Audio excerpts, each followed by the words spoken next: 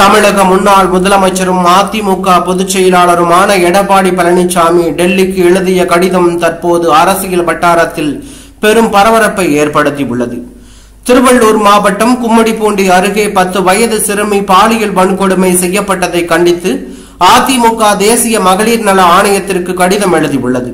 அதில் இந்த கொடூர சம்பவத்தில் தொடர்புடையவர்களுக்கு கடுமையான சட்ட நடவடிக்கை எடுக்க தமிழக அரசுக்கு உடனடி உத்தரவு வழங்க வேண்டும் என அதில் தெரிவிக்கப்பட்டுள்ளது. வன்கொடுமையால் பாதிக்கப்பட்ட சிறுமிக்கு தேவையான மருத்துவ மற்றும் மனநல உதவிகள் உடனே வழங்கப்பட வேண்டும் என்பதும் உரிய பாதுகாப்பு நடவடிக்கைகள் மேற்கொள்ளப்பட வேண்டும் என்பதையும் அந்த கடிதம் வலியுறுத்துகிறது.